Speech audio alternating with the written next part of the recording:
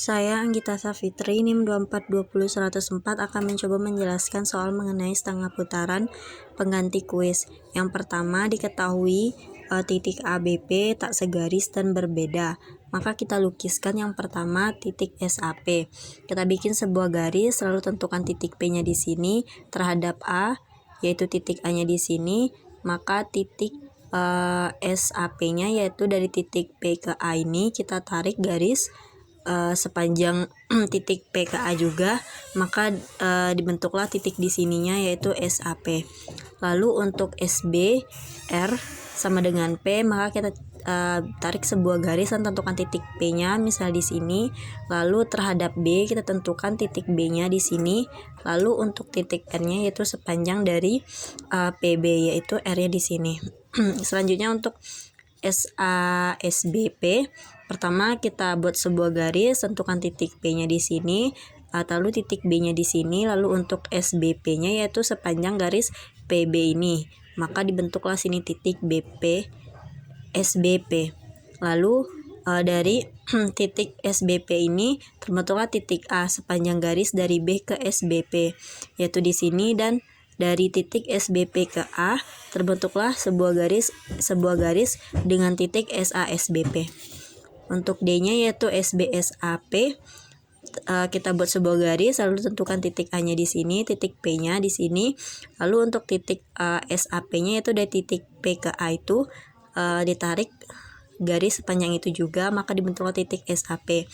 Dan kita bentuk juga titik B-nya di sini sepanjang garis tersebut juga. Lalu dari garis titik SAP ke B ini terbentuk juga sebuah titik dengan sama panjang SBSAP. Lalu untuk SA kuadrat P sama dengan sebuah garis dengan titik P, lalu kita bentuk di sini titik A-nya, misalnya panjangnya sama, kita samakan, kita bikin di sini titik SAP-nya. Jadi A-nya A kuadrat, yaitu A-nya di sini, kesininya itu SAP, lalu sepanjang dari A ke SAP ini itu ke sebelah sini sama dengan PSA kuadrat P. Untuk soal nomor 5-nya, diketahui nilai A itu 2,3, dimana SAP-nya itu rumus setengah putaran yaitu 2A dikurang X, 2B dikurang Y, dimana kalau pada soal ini SAC, apabila C-nya itu 2,3 berarti 2,3 ini nilai X, ini nilai Y. Nah, untuk nilai A-nya ini 2,3 ini nilai A dan ini nilai B. Jadi kita masukkan ke rumus.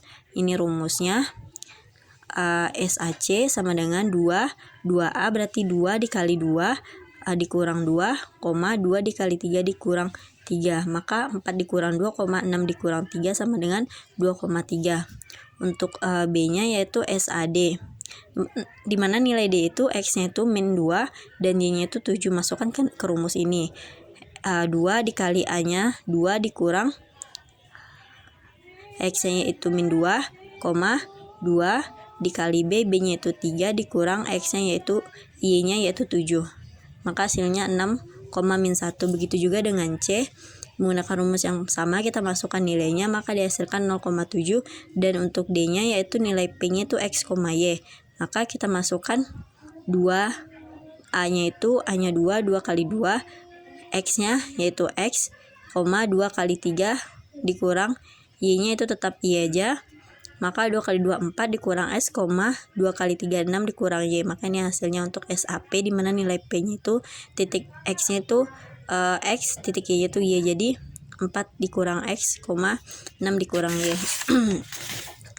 Begitu juga dengan soal nomor 6, tentukan jika B-nya titik B-nya itu A-nya 1 dan B-nya min 3.